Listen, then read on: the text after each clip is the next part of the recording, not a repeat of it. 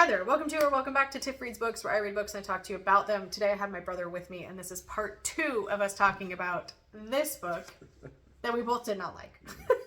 I had to cut it into 2, so this is the second half, and I hope you enjoy it. Last beer is Mac and Jack's Black Cat Porter. This is the dark. Yeah. This is new for Mac and Jack's. I didn't know. I think this porter is new from this year because I didn't know they made a porter. They had the amber last year, and then they had the African amber, and then they had a lager they released like 2 years ago. So it smells nice. It smells chocolatey. Yeah. So try this one, and it's our last one. It's actually really good.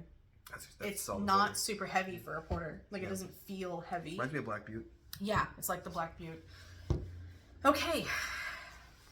It's a little. It is chocolatey on the back note, like very chocolatey. Toasty. Yeah, it's like a toasted chocolate. Okay. Zinj. Day 9, we're in Zinj. Mm-hmm. Zinj is the city where the diamonds are that we want. Well, I don't really care, but that Ross wants. The Ross wants, yes. Okay, so basically, they get to this city. Well, they get to this area where they think a city has been. Interesting thing, actually, because he clearly didn't. I mean, he didn't do a whole lot of research on what happens to gorillas when they're raised in captivity and taught language. With Lucy, which he references Lucy in the book. He does reference Lucy, but she didn't associate with gorillas. She called them black things. Yeah, he says that in the book. Yeah, he says that. So, but Amy is like, I'm a gorilla, they're gorillas. Yeah. Like, because as far as the gorillas that are raised in captivity, a magic pixie girl too. Manic. Maybe that's what he wanted Karen Ross to be like. Yeah. He wanted to change her into Amy.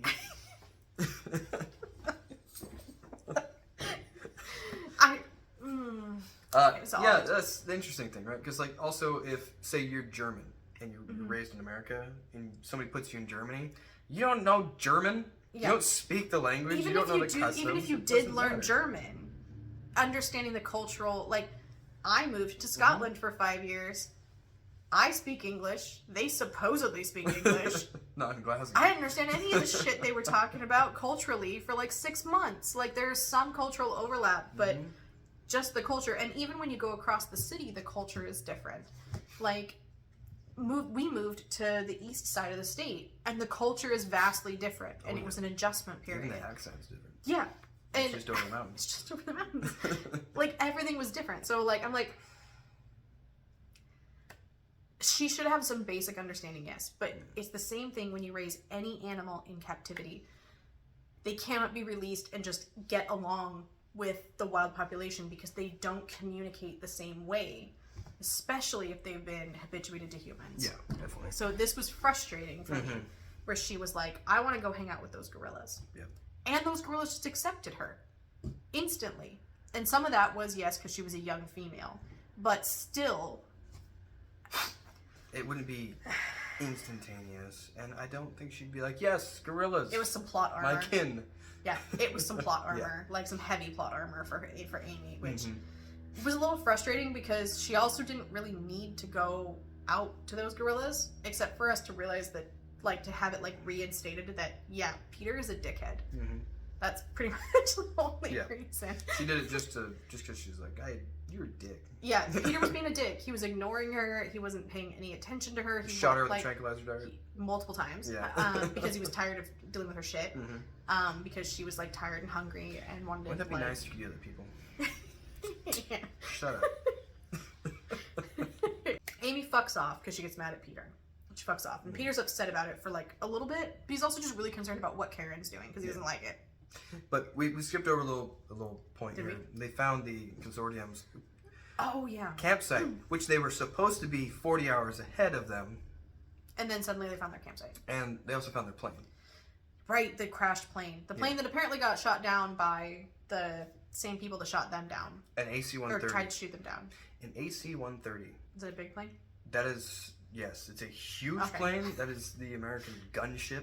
Doesn't get shot down. There was no description of how big the plane was. They called it. It's an AC-130, which is a huge. They just gave the number, like the name and the number of the plane. There was no description when so they were like inside the plane. There was no like explanation of the layout. Anything about military aircraft, And I don't. Gonna be just like, okay. His son, who's 4, knows more about it than I do. Yeah, no, they found that plane, which it's important to note because they come back to it. Yeah. But the thing is, they were supposed to be 40 hours ahead. And apparently those guys got way far ahead. And I don't know, maybe the hippo attacks delayed them? Maybe. But they shouldn't have been there that long. And they had a whole camp set up and all this. Again, plot reasons. For plot reasons, they got behind them. They found the downed plane. Mm-hmm. They decided to go around it. Honestly, I don't know why she was so keen on getting there first when she knew there was something out there waiting to kill them to begin with. So... Yeah. Again, plot reasons. Yes. So they find the city, and this is when Amy's like, the city is bad, it's dangerous. Because she had been there. She had been there. We find out eventually. We'll give you the ending bit that we learned. Which is most likely the troop of gorillas that she finds was her family. Was most likely her troop, yeah, that she was like born into, and her mother was killed by the protectors of this city, which we will explain. Yeah. So they find the city and they become obsessed with the city, which is why Amy's like, you're being mean, you're ignoring me, because she refuses to go into the city with them because she's like, it's dangerous and no one's listening to her. So she fucks off. And I was like, good for her. Yeah. It's like in the horror movie where you're like, don't go in there, and then she doesn't, and you're like, yeah. Like, basically what it was for me. Yep. I was like, y'all are stupid. And then Amy was like, y'all are stupid. Like, and she just left. They mosey around and they have their own ideas of what each. This is when they start finding these pictograms. They start guessing at what things are. There's these big pillars in the courtyard, and they think they're for a game. They've got like a loop on the top, and they're like, oh, they must have basically played tetherball here. Yeah. Like, that's what they decide they are, is tetherball. It was some sort of torture thing. I don't remember specifically. It was for training the gorillas, apparently. They finally find the frescoes of that. Because, every society just paints exactly what it does in its daily life. Yeah. On the walls, that's what they do. In paint that lasts like 500 years. Also, it was only 500 years ago, which is not that long ago. There was guns around at that time. Which is weird to think about. But yeah. I was like, what would diamonds be valued for in their society, basically? Yeah. Like, what would they have wanted them for? Like, why would they have been trading them? Why would they pick that stone when there's potentially lots of other stones that they could be trading? Why would they have valued that one specifically when if they're as isolated as the rest of the frescoes make it out to be? Why would they be spending all of their time and energy mining these diamonds and not items essential to survival, food and things for building shelters and like protection and things like that? Why the diamonds specifically? Yeah. Because it shows them selling them in local markets to other native populations. That's where I was confused. What are they selling them for? What are they trading them for? It didn't show them. It didn't say what they were bartering them for. So they were bartering them. That they have these markets with diamonds that they were selling to the other indigenous populations. They appeared to be a wealthy society, so there was some sort of established global currency, or not global, but at least local, regional currency that they were trading for. It was weird. It doesn't make sense. It was not well thought out. I think. Probably should have like aged the society up a bit, because if you'd made them not that old. Yeah, but then it wouldn't be like a lost city, right? Or they should have made it even older, I think. Yeah. So it was like, you don't know why. Yeah, it was we don't know. Thousands and thousands of years ago. It was 15,000 years ago. We don't know. You could ask Georgios Akalis. Yeah. He was aliens. Maybe they're trading the blue diamonds to aliens. Yeah, for their tech. Yeah. I have another thing that's underlined. And Elliot says the natural world is indifferent to man. And I was like, some behavioralist, because... Oh, yes, no, because, yes, the natural world is shaped by man, unfortunately. They were trying to figure out why the society fell. Yeah. And what, Yeah, and it was like, oh, the gorillas wouldn't have given a shit about humans being in their territory because they're indifferent. And I was like... No, they're not. No, because anthropogenic effects are a major thing. And also, like, apes are historically territorial. Yeah. Case in point, people. But yeah, that's things that was like, what? I was like, it's not indifferent. They affected. we affect our surroundings, and that's one thing that people think today is that we are separate from the natural world. Yeah, which is a whole other I really liked Braiding Sweetgrass because she talks a lot about how there's this distinct idea that humans have, that the Western population has, that they are distinct from nature. Yeah. But the indigenous populations know that we are all intertwined. And even when you're living in a separate city, you're still intertwined because you're still affecting. You see it with like runoff from cow fields affecting the production of like streams and local waters and things like that, and chemical runoff and all those things. We are inherently intertwined. The preservatives from tires killing the coho. Yes. We're inherently intertwined, and it doesn't matter how clean and green your society is, even if you're not using anything doesn't come from the earth, you're still affecting nature. Sure. You've cleared a forest or a field to live on. Yes. You're not separate. So this is a poor representation of a behavioralist scientist. I was really upset. Monroe says, no question, but there isn't much natural world left, which is correct. Yeah. Like, half correct. Like, we are still interacting. And nature is not indifferent to us. Nature exists despite us. People are not unnatural. Yeah, that too. I did like this last sentence in like this one of the last sentences when they're exploring the city. It's like, today we are surrounded by man and his creations. Man is inescapable everywhere on the globe, and nature is a fantasy, a dream of the past, long gone. Which is a very Western view, but also it shows how anti-technology and advancement Michael Crichton is. And in some aspects of that, he is not wrong. No. Like, he does talk a lot about what we are doing to our natural resources and how much we're exploiting them and how that's affecting us as a population. So that was kind of like, but he was so weird about it. People are doing to people with the technology, not necessarily what it's doing to the natural world. Yeah, but he went about it in a very weird way. Yeah, he seems to think, he seems to fall into that trap of that we are separate and we don't affect it, even though he tries to mention that that's not a thing. Yeah, but then he continues with it. Yeah. So the next chapter, the next section is Swenson NWZ. This is when they find out Amy's backstory. Mrs. Swenson is the woman who found Amy or bought Amy. So this is when we found out Amy's backstory that we already talked about. And we already were pretty clear on with her drawings and everything. Yeah, this just explains, like, yes, she actually was from this area. She was found here, and she was found, it was not released at the time, but she was found cradled in the arms of her, like, skull-bashed mother. So, and then transported with the skull-bashed mother, which was weird. Every human in that graveyard that we found was skull-bashed. They were all, like, skulls caved in. That's how they died. And in the camp. Yeah.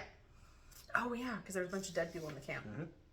So, day 10, we're still in Zinj. Is this when they start getting attacked by gorillas? Yes, this is when the gorillas start attacking. Okay, so they start... I have something else highlighted here. Oh, right. Okay, so they wake up in the morning and they see tracks all around their camp because they have these, like, crazy bright lights and these, like, fences around around to, like, defend from any wild animals. Yeah, they have an electric fence. Yeah. And so they find, like, tracks all around, and Monroe is like, hey, Peter, those are gorilla tracks, right? And Peter's like, no, it can't be. And Monroe's like, what else the fuck looks like that? And then he's like, Bigfoot? And yeah, Peter is a mythical African Bigfoot. Yeah. And I was like, this man is so determined to be right that he is being a shit scientist because he's like, there could never be a subpopulation of gorillas that acts different because I know everything. I had a geology professor like that. I've had a couple professors like that. I know people in science exist like this, but hashtag but not all please scientists. Don't write a book about them. So You're just feeding the fire. So I was very upset. I was like, okay, I already disliked Peter, and now I dislike Crichton for writing him this way because it was clearly to make a point. Which is funny because like the two main characters, they're not really. They don't have main character energy. No, they don't. They're nothing. They're not people I would want to talk to. No, like there's not. I don't care about them. I would want to talk to Monroe in theory, but once I started, I would be like, God, you're a dick. I think it'd be hilarious to hang out with though, that guy. The stories he'd have. So this is when, so they're arguing about this, and this is when they find this guy's body. It says they found Malawi's body, and I was like, who the fuck's that? who the fuck's this guy? They never the porters. They just called them porters, and then Kahega like that. This is also kind of when it starts to go off the rails a bit. Yes, this is when he's clearly just trying to get it done. He didn't know where to go from here, and so we kind of had some interesting stuff happen because we had these progressive attacks of the gorillas. Yes. The gorillas kept getting more and more bold with their attacks, where they started like testing the fence, and they figured out a way to get under it. And we have this one like very intense attack where multiple people die because they break through the fence, and it's the rainstorm, right? It's the rainstorm. They break through the fence during the rainstorm, and they use their guns. They have like odd laser targeted machine guns to like shoot them, but then the gorillas take out the lights, so the machine guns can't get a bead on them because they can't see them. And he decides to put Amy translated. So Amy has come back, and she translated some gorilla grunts to "no, go away." Yeah. So yeah, no. It was, okay. I guess we should backtrack a little bit. Yeah. So they end up basically spying on these girls. They found them during the day, and that's when they found out there's like 500 of them or something crazy. They said there's 300 of them that they could see. Yeah. And then there's probably another 25% that they don't, that they estimate. Yeah. Being just ridiculous. A ridiculous. Like the biggest group of gorillas ever, like on record, is like 50 or something like that, and that's a wildly massive group. It was 32. They said. Okay. And it was under 50. And it was probably 2 groups. Yeah. Just near each other. Who were just grazing together. Yeah. Like just neighbors. But yeah, so then they end up asking Amy if she can understand, and she just magically can understand this language she's never heard. Or heard when she was a baby. Yeah. Out of fear. Out of fear. Yeah, she heard it once. Because these gorillas almost have language. Yeah, it's a mix of sign language. It's like a sub-vocalization. Sign language and wheezing. Yeah, it's like a wheezing grunt, like my dog has been doing for the entire time. Thematic. These ambience. It's for the immersion. Ambience. And Amy can like Peter and Amy start watching them like from a distance. I liked the part where Peter fell out of the tree and they almost killed him, and Amy was like, "No, mine!" And the gorilla was like, "Sorry, bro."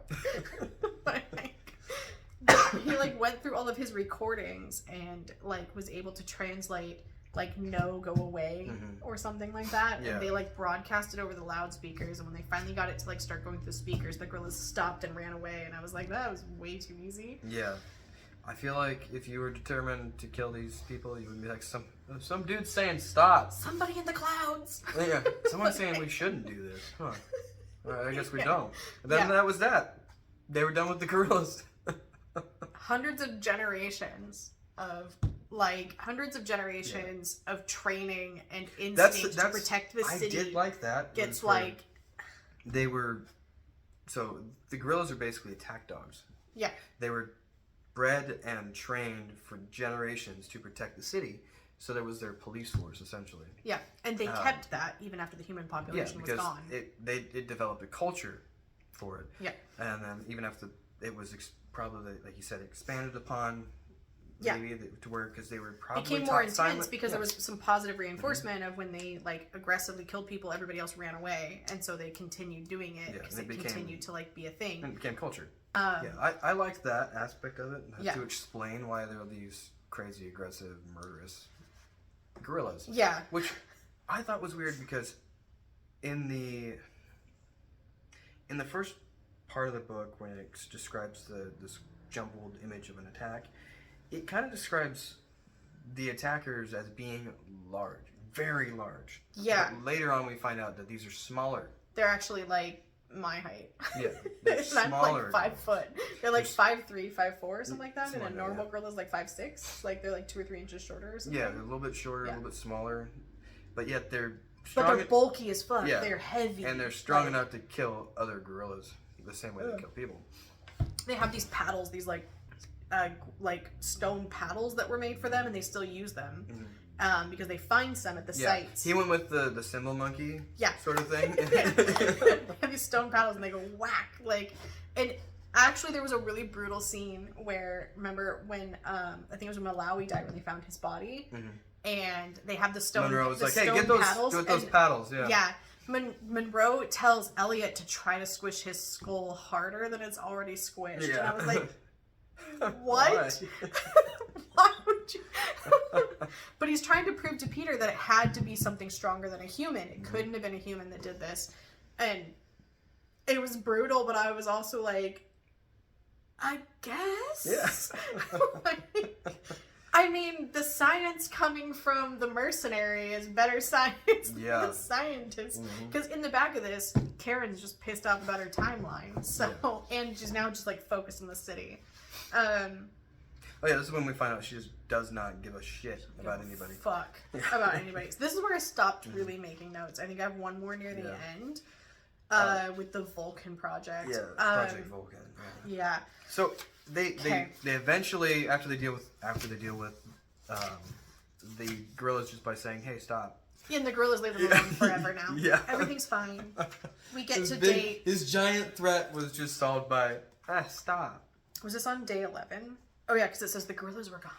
So day 11, we're still in Zinj. Yeah, and then so they do more exploring. They find the mines. Yes. So we still have all of these like transmissions coming now from Ertz, and Ross is like, "Fuck y'all," and basically shuts off her transmission at some point because they're telling her to like leave. Get the fuck out of there because the volcano that we had to go over. We had to go over and like near like the fucking inside of the volcano to go through this tunnel to get to the city. Is showing signs of potentially about to blow. Because when we think about traversing over terrain, we only think about in straight lines and not elevation gain. Yeah. It's faster to go around a volcano than to go over there. Yeah, so we went over the volcano for some reason. Over and through. We went. Yeah. It's bizarre. It was weird. It was just for effect. It was just for aesthetic. Honestly. It's had a lot of almost like Journey to the Center of the Earth vibes / The Lost World. Yeah. Yeah. Or Land of the Lost, rather. Yeah. Land of the Lost. Yeah, I can see that. It's just kind of complete fantasy. A lot of it. Yeah. And then we get into the mines, which is a kimberlite pipe, which is apparently horizontal, which I thought was weird.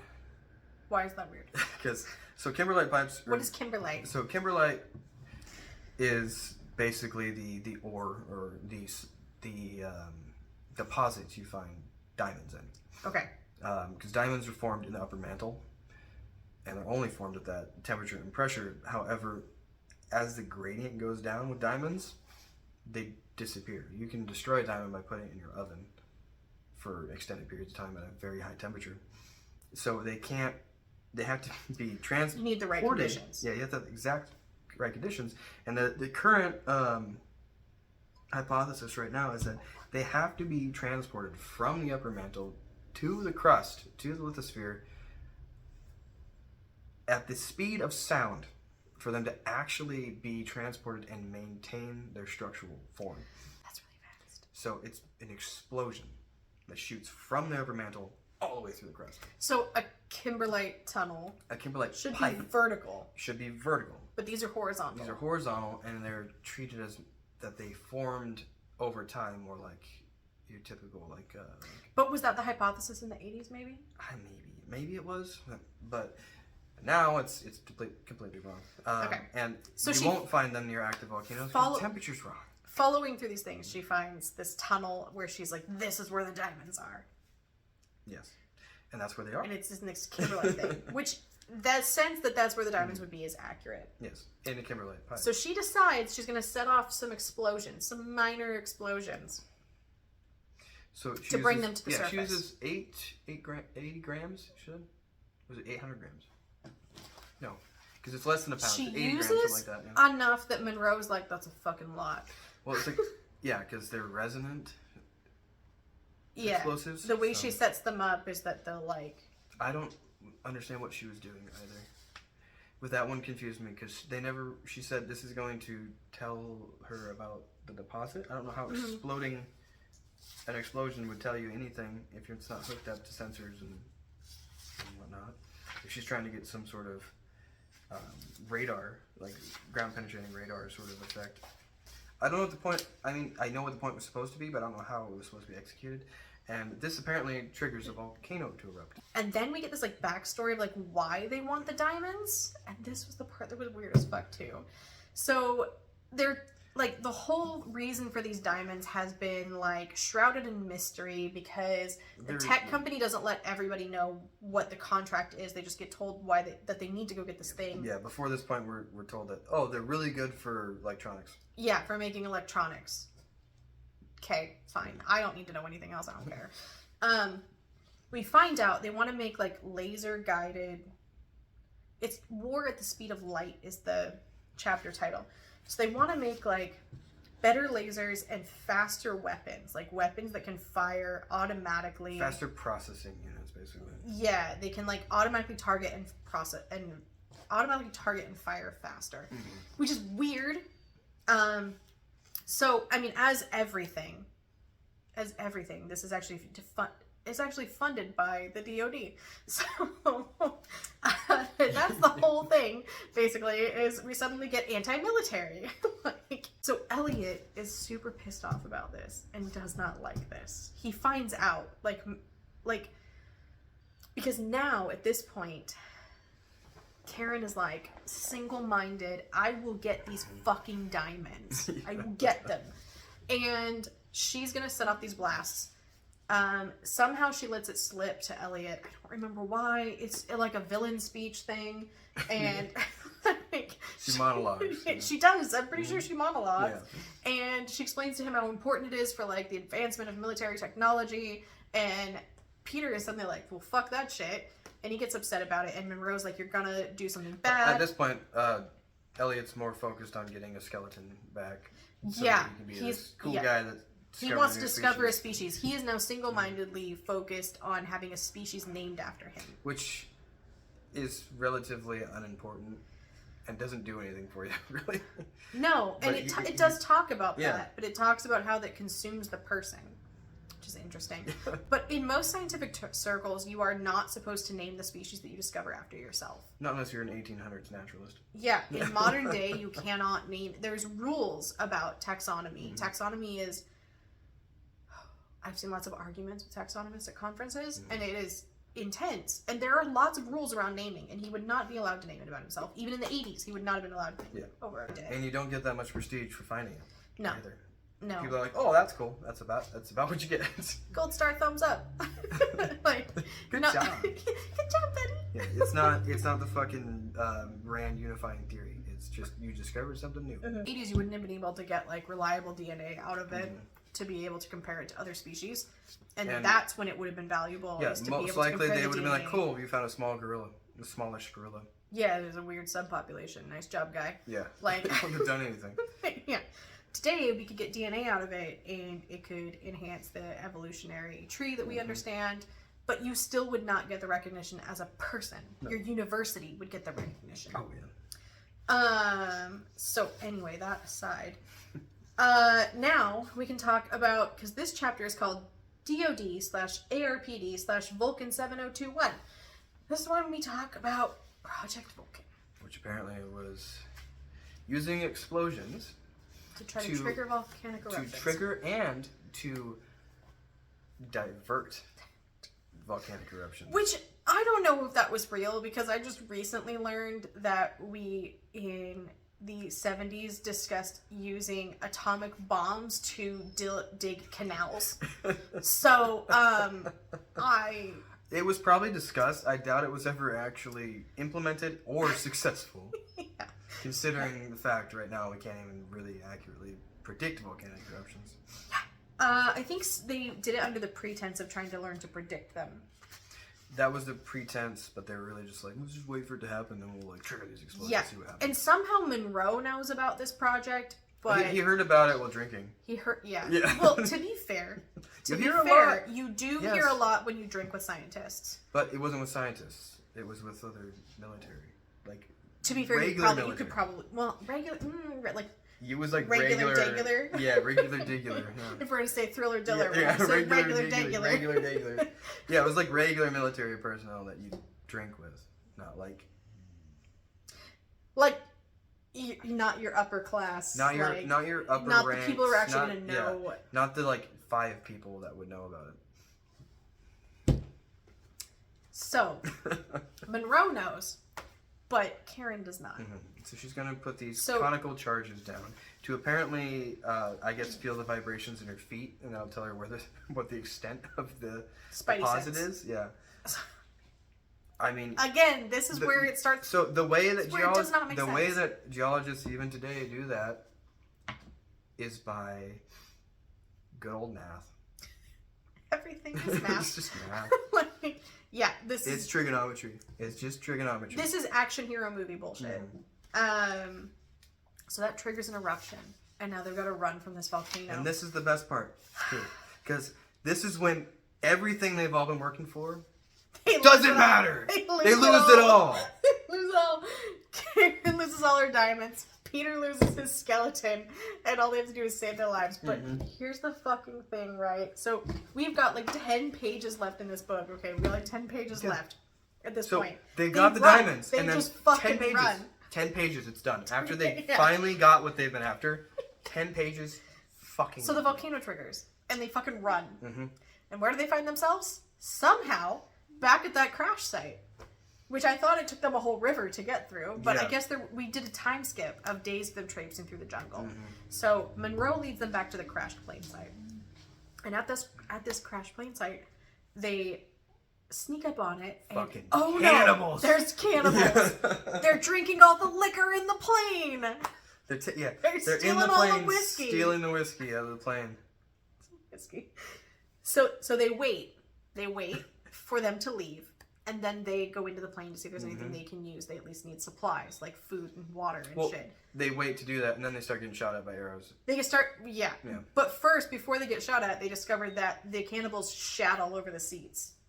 There's that, too, because Peter went to go sit on the seat. No, that's after they get in. Oh, yeah, right, because they get shot at, so they run in. They rush in, they close the door. They close the door, like, we're safe! And then Peter's, like, trying to sit on a seat, and it's full of shit. Which, they're shooting, they were... Apparently, throwing spears, shooting arrows, and throwing feces at the plane. Yeah. Like, like apes. Just, Yeah. So, that was not fun. Yeah. And so then they start looking around, and oh no. They uncover the face of 2 cannibals in the plane! After they grab the guns. We have ammunition. So then they're like, what are we going to do about the guys outside attacking us? And Monroe's like, we shoot them. Yeah. Just like, to be fair. Yeah. And then they're like, oh no, there's 2 of them inside. So and then Elliot, the person who's probably never even wielded a firearm, just kills 2 people, and he's like, huh. He's like, okay, that was fun. Yeah. What does it say? He was pleasantly surprised in himself, or something like that? I think so, something like that. Damn, dude. I was like, that's a human life, my guy. Yeah, he just killed 2 people. It's like, they were gonna kill you, but like... Yeah. I mean... Which then he shoots out the back windows, and then they start trying to get in through the back windows. Yeah. Yeah. And then, Karen starts laughing. Yes, they're after the assault, because they shoot the sorcerer. Oh, right. Monroe was like, if we shoot the wizard, they'll all go away. So they found the dude with the most paintings on his face and shot him, and then they were all like, oh no, and ran away. Problem solved. So they're like sand people. Yeah. They scare off easy, but they come back in greater numbers. That's good, sand raiders. Yes. Yeah.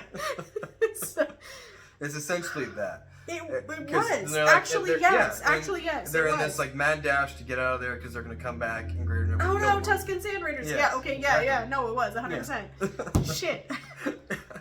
So anyway, so then Karen starts laughing maniacally from the back of the plane because there's so much propane here, and Peter's like, why the fuck does that matter? And Monroe starts laughing. So they escape in a hot air balloon. Yeah. And that's the end of the book, pretty much. There's like an epilogue. There's an epilogue of what they did after. It's an epilogue, and Monroe was the only one who like shoved a bunch of diamonds in his pocket. He's the only smart one that was like, we should pick these up where we have them, rather than like lay them down. Yeah. So we get like a little afterlog of like what people do, and it was really fucking stupid. Yeah, so we read that. So, yeah. City's destroyed, diamonds destroyed, Yep. Nobody's getting paid, nobody got anything out of it, a bunch of people died. Massive... Also, we have no idea what happened to Kaega.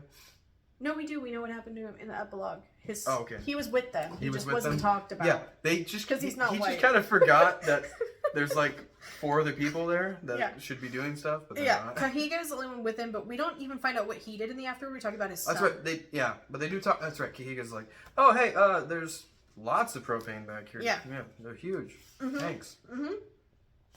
Peter Elliott took an indefinite leave of absence.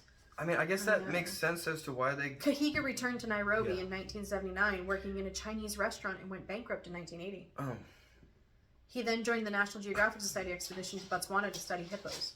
Which I was like, good job, Kahiga. Yeah. He was like, I know more about hippos than you do. Yeah. I was once almost killed by one. Yeah. Yeah, that was a bit bizarre. Yeah. And it had all this build up, and it was like, and hot air balloon out, everything sucks. Cool. Yeah, we destroyed Not a even a major helicopter. archaeological... They didn't even get to escape in a helicopter. Yeah. We destroyed a major archaeological site that could have given us massive insight to all sorts of shit. Yes. We destroyed a huge mineral deposit. We caused a volcanic eruption that destroyed how many villages in the area we don't know. Oh, yeah, as they're escaping, they're talking about like the screams of animals, and it killed a lot of the gorillas, the trained gorillas.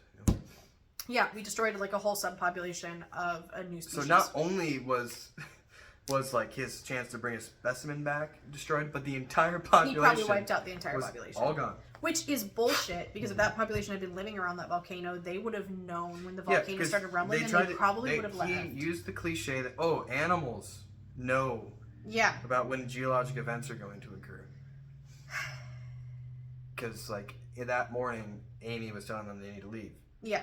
But yet, the gorillas... The other gorillas just stayed. I could maybe get that from domesticity, but it had been so many years of removed, and that volcano was apparently a, like, recent eruption, too. Like, it erupts regularly. Lot, yeah. Also, it erupted as if it were a shield volcano and a composite cone. And those are two different things? Yes. Okay. You don't get lots of ashfall with a shield volcano where you get lava flows. Okay. Yeah, because you don't have a lot of gas held up. Like when you shake up a can of soda and you release it because it's all the gas expelling. That's what causes a volcanic eruption. And when you have a shield volcano, which is a basaltic volcano, has a lower viscosity, it doesn't hold on to as much gas. You have something like a composite cone like Mount Rainier, or a lot of those taller ones that aren't a Hawaiian island. You have very violent, explosive, ashy eruptions. So there you go. So you don't get a lava both flow. Ash and lava flow. Yeah, you don't get a lava flow and a whole even huge if you ash flow. triggered it with Project Vulcan. Yes, because it's just not how the chemistry works. So also, you're not going to find kimberlite pipes near a shield volcano. You'll find. I think he was going with like the volcanoes mean old, and diamonds are old. I think so, yeah. Because that's what I was getting from it. I mean, the Congo, I think it's because the Congo is so unexplored by Western society that it was only like 5 or 6 years ago that we just discovered a new species of fish in parts of the river that are like unnavigable to human and were super dangerous, and someone finally got a chance to go into the river. Yeah. And was able to discover this fish species. I mean, the Congo is huge. And so it feeds into that like new species thing, which means they should have used a different motivation to get the people there, like not the diamonds. Yeah. Like if you wanted it to be about the new species, for the new species, that would have been really interesting. Yeah, but we didn't. We tried to do everything. Yeah. Like it just came off as like extremely like anti-science. Like it was like just trying to be like science is bad. And the military is bad, and science and the military are basically the same thing. Yeah. Unless you were this guy who's a mercenary. Then you're fine. Then you're awesome. Yeah, you're just a badass. You saved the book. I don't know. Suspense that won't stop? I don't agree. Yeah, I had that on mine too. If the Houston Post. Yeah. Thrilling, fascinating, dazzling. Yeah. You have the same ones. Yeah, same ones. Yeah. Yours was put out later than mine, right? Now a major motion picture. Yeah. From Paramount. Yeah. The cover of his has the bad gorilla mask. Yes, it does. And the gorilla has a human eye, and it creeps me out. You should not be able to see the sclera on a great ape other than people, because they don't look you in the eye, and it's better if they can't. You can't tell where they're looking. Because that's what this says. I was 1 year old.